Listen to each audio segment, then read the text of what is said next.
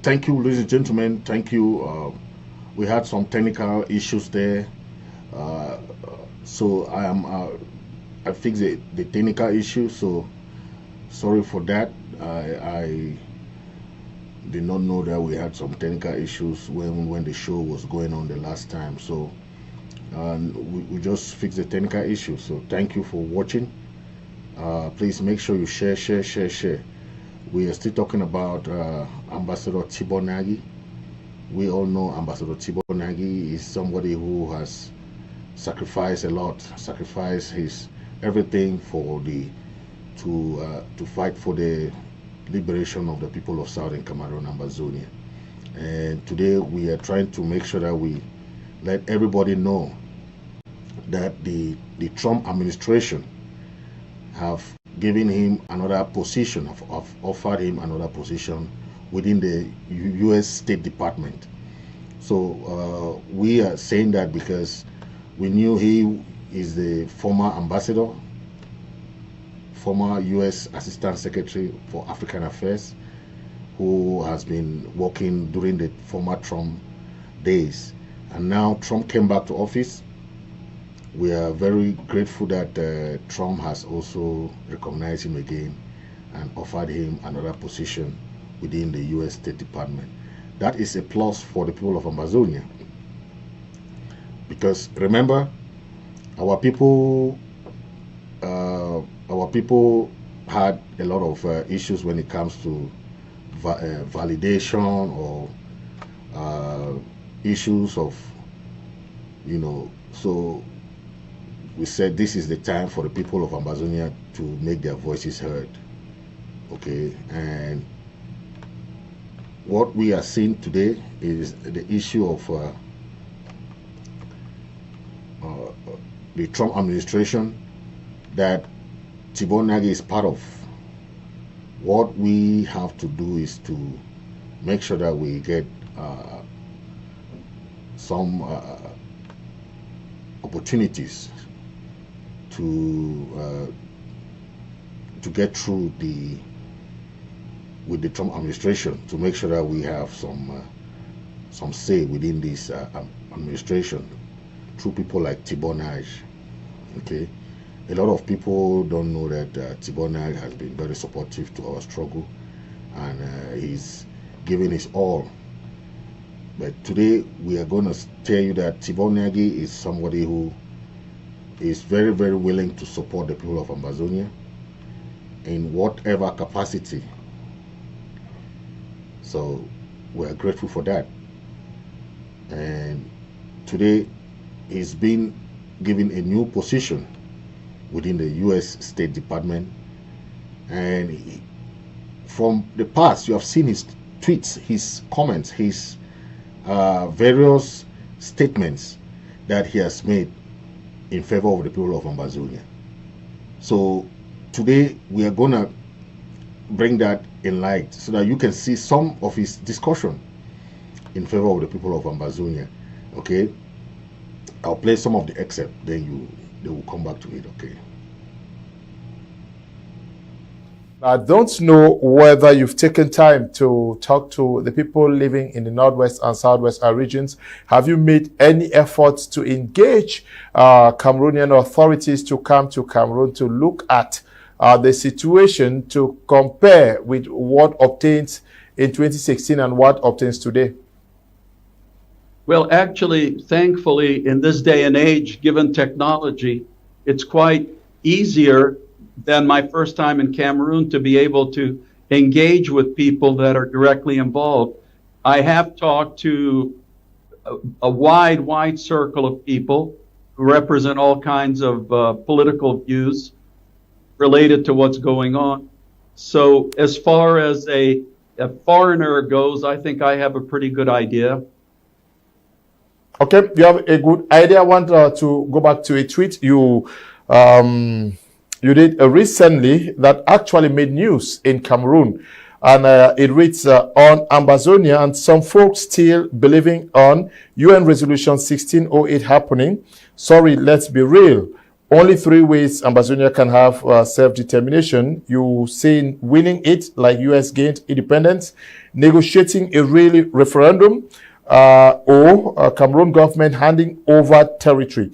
UN Resolution 1608 is a false god. What actually occasion or what motivated you that tweeting on that?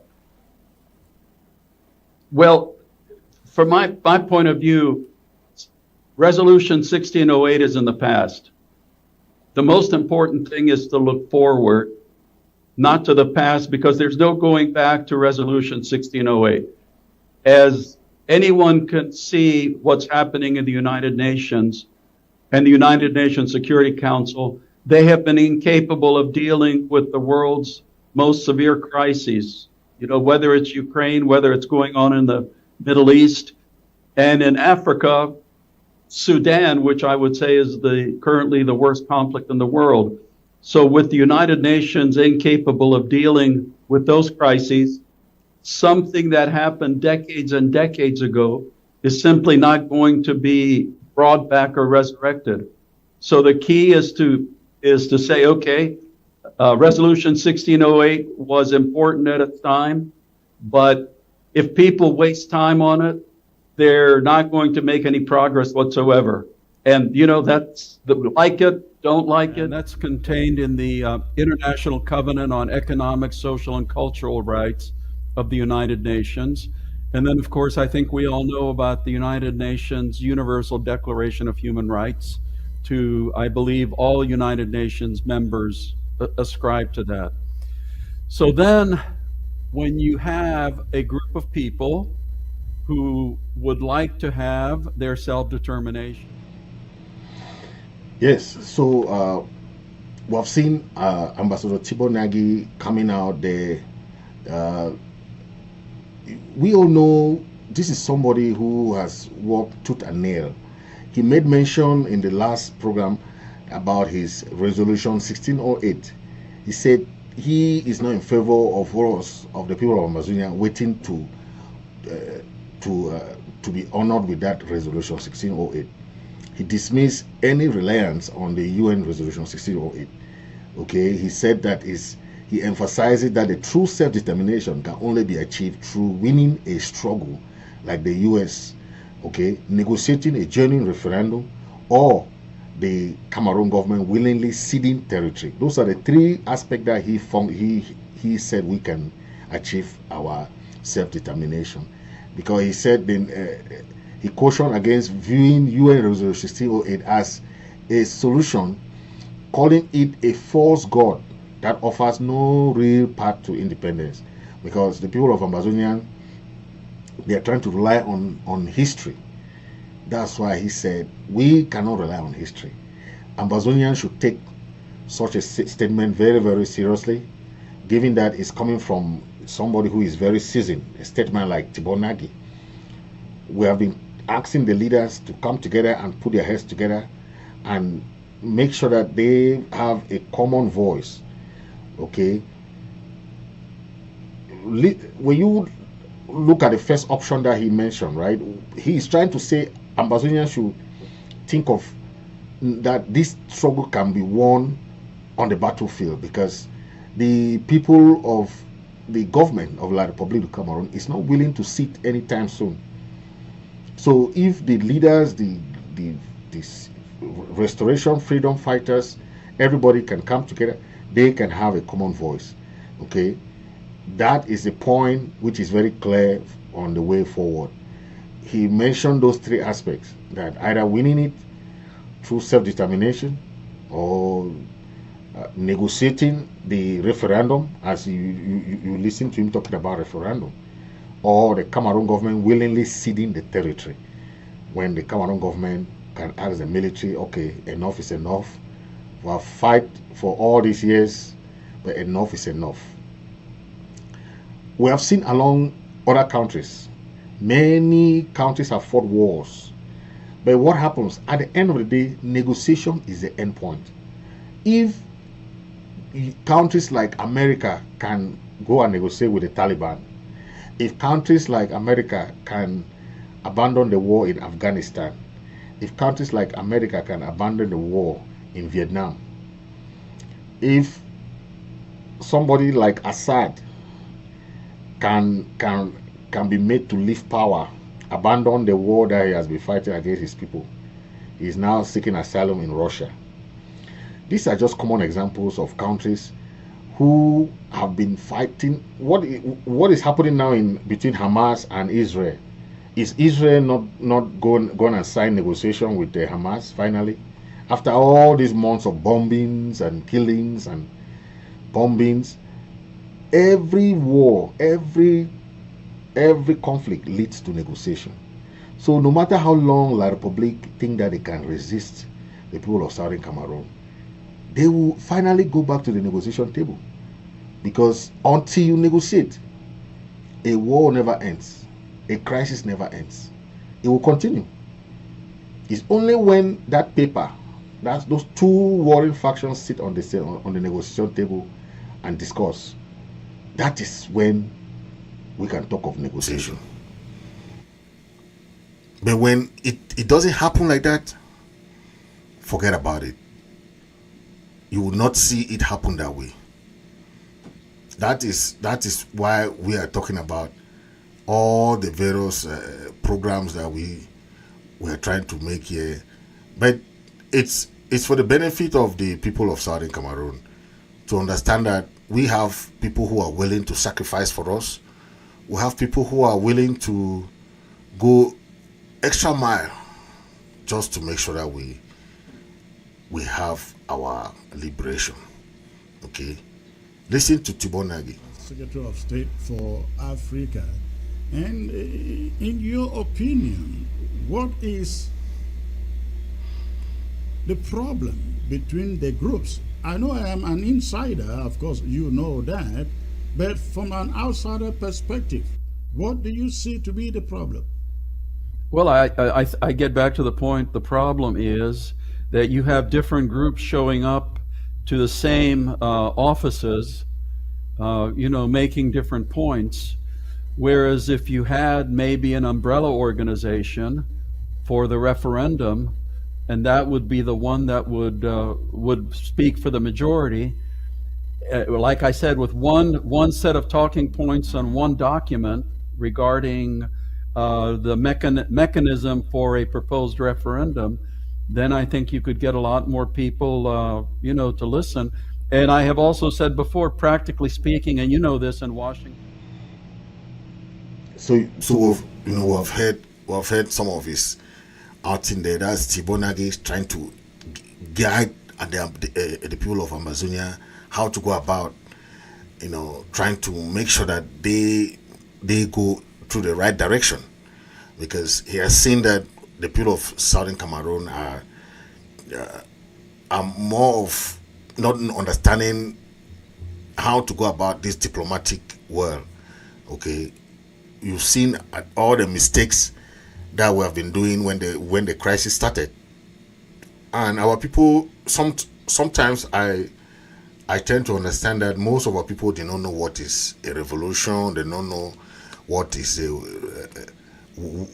war. They do not know the difference. Okay, most of our people were very novice. They were novice in the field. They did not understand that that this is a liberation movement. Okay, and all of these aspects have different way of going about it. Okay, our people did not understand that. When the crisis started, there were different groups, different communities, all come together and form.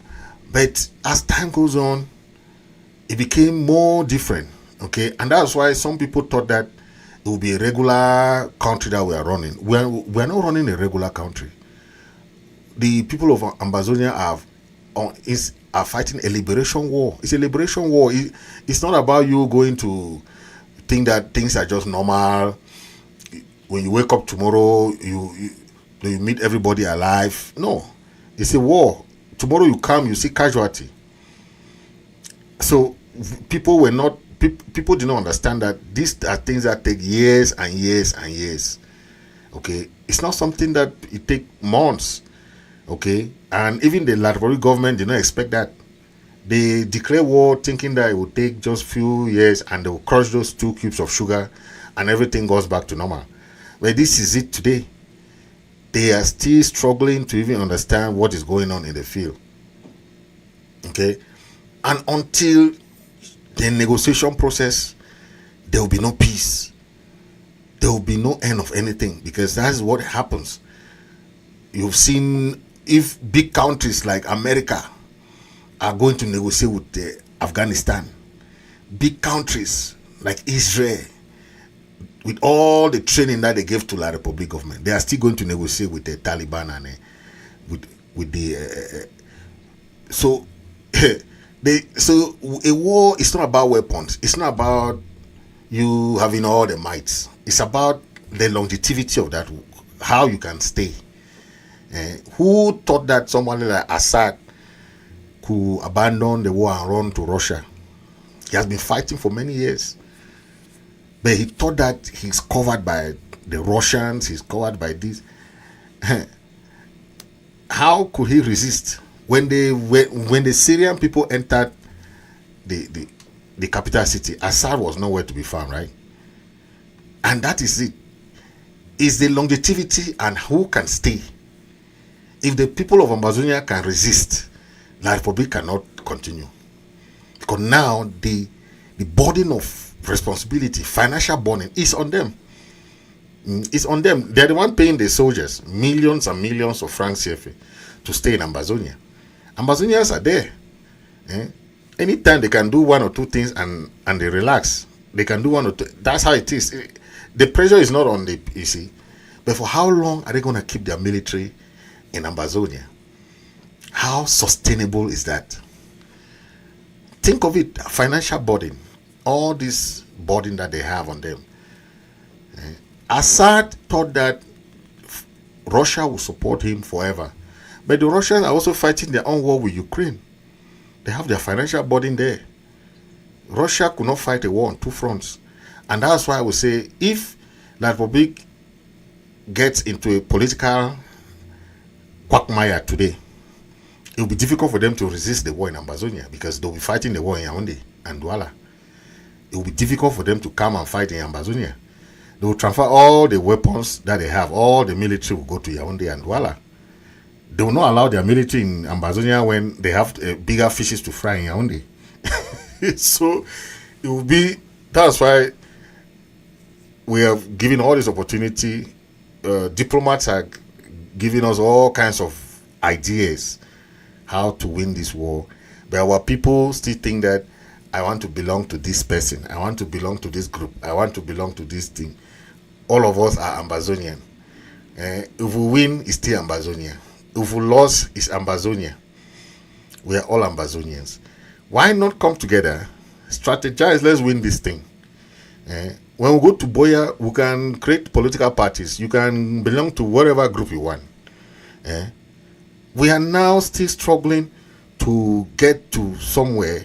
People are there trying to say they are the best. They are the one who want to do this. They are the one who want to do this. Are we achieving fame here, or we are trying to save our country? Those are the questions we have to ask ourselves, because a lot of people don't understand. They still think that we are in the era of maybe political party winning and making name, and this is the fight of our life. It's a fight for the future of Ambazonians. Okay, some of us will not see the day. Some of us will not see the day that we become independent. That's why I say, why do we fight to become something when we are not even sure of even seeing that day when the country will be liberated? The people that started this fight, where are they today? They gave us a baton of power to continue the baton of power. They handed us. And tomorrow, the younger generation will be looking at us that, what do we do to save this property that our forebears gave to us? Are we willing to save this property, or we are willing to go there and be making noise every day, trying to be claiming to be the best? What is all that for? What is all that propaganda, all that trying to be the best man, the best when we are still fighting a war of our life, a war of our own liberation? Our people are dying. We need to understand that. Tibor Nagy has been telling us, unite, because he is now going to the US State Department, and he will be one of those people where if you come, you say you are Sako. Do you want to go? You say you are coming from ADF or AGOFC. This one comes. How do you think Tibor Nagy will listen to you? Because he has been telling you people that unite as leaders. Go and in one voice and go and speak to the United States US State Department. Go to senators. Go to the House of Representatives. Visit presidents. Go to different countries as one. Leaders don't want to do that. They think that if they go, is their name that is front, is me. I don't know how that kind of thing is really important at this time, when someone like Tibor Nagy has cautioned our people many times. He has even cautioned La Republic, and La Republic cannot win this war militarily. He has said so many things. He has said that La Republic is continuing killing our people, is instead giving their people Ambazonia advantage. Because the more you kill our people, the more you are exposed of your atrocities. Okay? So things are going in that direction. And we have the opportunity now. This is our opportunity. With the longest serving president of the world, Paul Biya, still there. The opportunity for the people of Ambazonia is there. But the leaders don't want to use it. They still want to remain in their groups and still be famous. I'm the boss. I'm the president of this. I'm the president of that. Tibor Nagy is now at the State Department. Someone that can just help us. We don't even need any lobbyists now to pay money, say that we have a lobbyist there. He's automatically a lobbyist for us. We just need to go in one voice. Hey, this is what we are trying to do. He's there. There were people, pride, ego, still want to go and show themselves. I'm the one who did this. Look at someone like Dr. Masanga taking our case to the ICC, taking our case to Commonwealth, taking our case to African Union. But some other group will say, hey, they were the one that first took the case to. How is that important? Who took the case first doesn't matter. The effect of the case now is what matters. It doesn't matter who went there. We did that before. Yes, we when we were with Sako, we knew that we wrote letters to ICC, wrote letters to this, but it had no effect. Dr. Masanga came this time and did it. It had some effect. We hear that the ICC, they are sending delegation to Ambazonia to go and start their investigation. That is what we are talking about. We have to put force in other areas instead of supporting someone like Dr. Masanga in his effort for joining for all the human rights abuses that has been going on in Ambazonia. We are there trying to argue with him. That is not the first. You see the mentality of our people.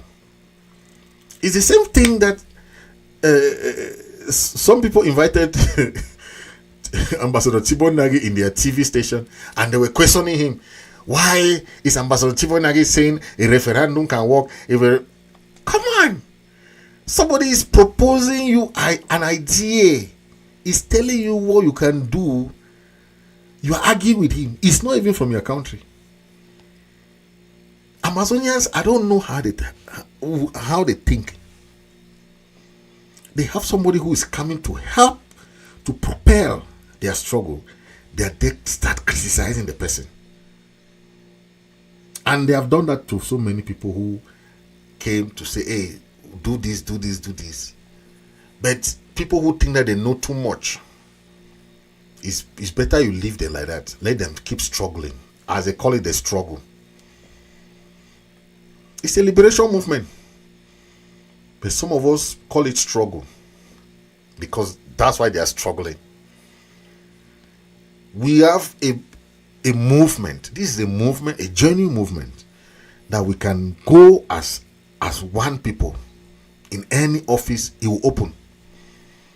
But because people are so selfish, people are so egoistic, they want to be the head and not the tail.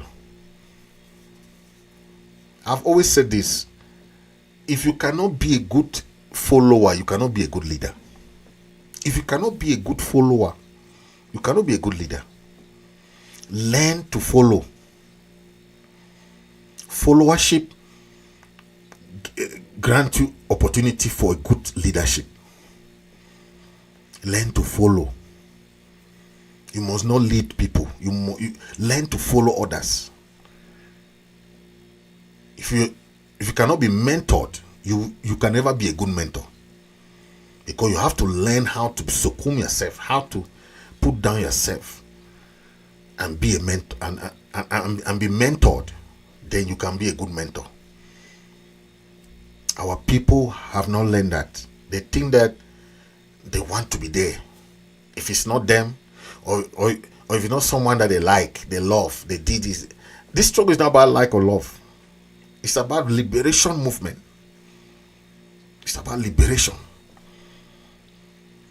Are you ready to sacrifice? Our people have died. Our people are in jail. Our people are in refugee camps. People are there arguing about power, position. Until we come back to our senses, be as one, we'll keep struggling. A lot of people have abandoned the struggle. A lot of people have abandoned this movement because of the behavior of others. But I don't want you to be one of those people. I want you to be one of those people who will be like an example. Because if it's about people, I will not be in this struggle today. I will not be in this fight today because I don't care about anybody. I know I'm following a just cause. So whoever say nonsense, whoever do those, it doesn't affect me. Because one person cannot make me to abandon the struggle. One person cannot. We are 8 million people. 8 million. Then one person talks something and you vex. Man. We are 8 million Ambazonians. So if one person says something, it's just like somebody says something. It has nothing to do with me leaving the struggle. Because that person is his opinion. I consider it as freedom of speech. I don't consider it as he's talking to me. Because for me, I believe that what I'm doing is right for the struggle. If you believe that you're doing the right thing, believe in yourself. Let nobody tell you the wrong thing. Believe in what you're doing. But if you're not doing the right thing, spending time calling people names, go left and right, saying things that are not relevant, you are in WhatsApp groups, you say accusing these people, calling names, you're wasting time. You're wasting time. We need to go back to work. We need to go back to work. We need to go back to work. We have to get busy. La Republique, they are holding meetings every day, meetings and strategizing how to go to these areas and occupy these areas, build military camps, build this. We are there making noise in WhatsApp groups. We are not ready. if not of the grace of God in this fight, but we know that this struggle is God ordained. I believe the struggle is God ordained, and with that, we're gonna keep this in the movement. Never you give up the fight of your identity. Never. The people of Ambazonia have a just cause. That's why if people like Tibor Nagy are coming to support us, they have seen it, they have read it, they know it. It's a genuine history. Our case is right at the United Nations. Why not take this opportunity and finish this thing? We don't need superiority at this point in time. We don't need people to be the leaders. We don't need someone to come here and tell us stories about his achievement at this time.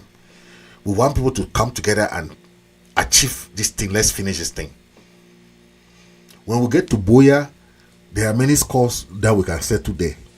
That's our own problem. That's why I made mention of this thing about the arrest of any leader. No country or any group or any leader or anybody has a right to arrest any leader in Ambazonia, because our people are fighting a just fight. There is no right that any country, be it who, at this point in time, to arrest anybody. Because until our people have justice, you cannot arrest our people when there's injustice in Ambazonia. You cannot arrest one leader here and there are people killing our people in our land. Then you ask us not to fight against them. We cannot accept injustice when there's injustice. We cannot accept that when our people are being killed there. No country has a right to arrest any Ambazonian on our behalf. We have our own right to do what we know will help our struggle, will help our people, but we know how to judge our people. Yes, in every war, in every crisis, there are crimes people commit, but that is not an excuse for you to go and arrest anybody on our behalf and say you are helping us. You are not helping us. We will know what to do with anybody who commit crimes in Ambazonia, because we are a country of justice. But let's finish the war, go to negotiation, have a ceasefire, start our negotiation process ends, then we'll start talking about sanctioning or trying to persecute all those who were committing crimes during the wartime. But someone like Norway cannot come now and arrest Ayabacho. Then what kind of arrest is that? It's a biased arrest. We need negotiation. We need countries to come in and negotiate, because what Switzerland did, Switzerland gathered all the leaders. They went to Switzerland. They went for training. They went for discussion with the Republic government. Why did Switzerland not arrest our leaders in Switzerland? So Norway should know what they are doing. They should release Ayabacho and call for negotiation. That's what they have to do, because keeping him there is not solving the crisis. They are only help to inflame the crisis. Why did Canada invite the leaders in Canada, not arrest the leaders in Canada? So Norway thinks that Canada don't understand that those leaders are fighting a just cause.